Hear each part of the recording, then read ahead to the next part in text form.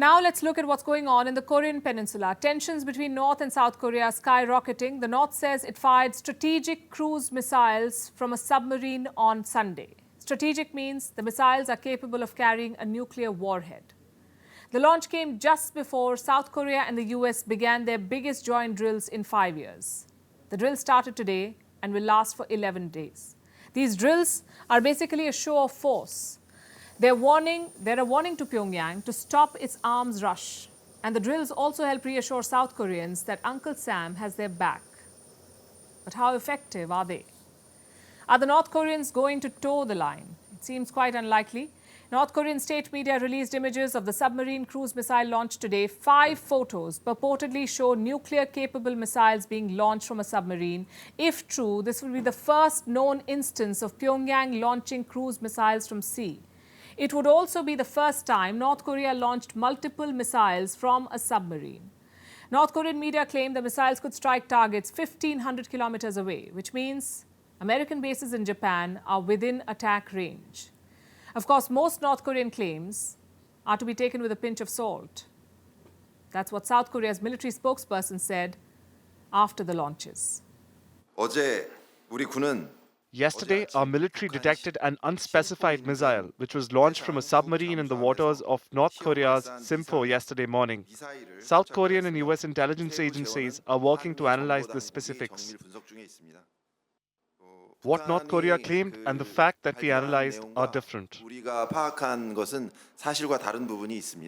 The launches come 4 days after Pyongyang shared images of a missile test. North Korea's Kim Jong-un also ordered intensified drills for quote-unquote a real war.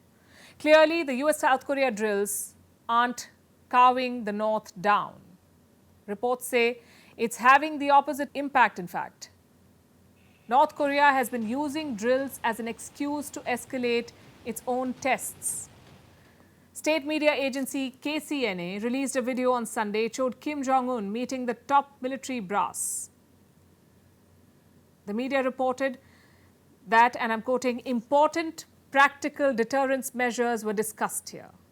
Let me in fact quote further.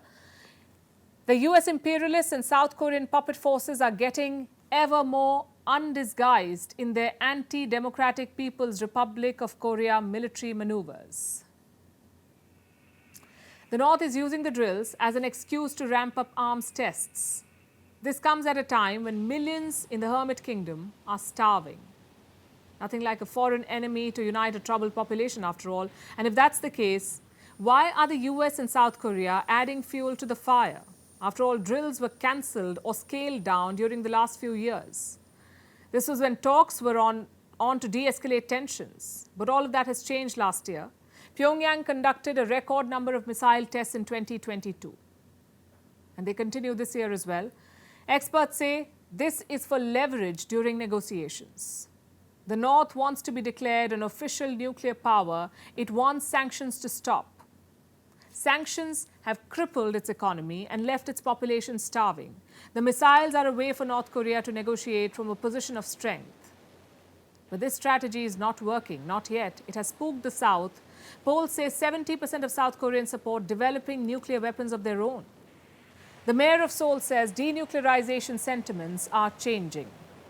북한이 전술 핵무기 소형 경량화에 성공을 해서 Now that North Korea has nearly succeeded in miniaturizing and making lighter tactical nuclear weapons and secured at least dozens of warheads, we've come to a point where it's difficult to convince people of the rationale that we should refrain from developing nuclear weapons and stick to the course of denuclearization.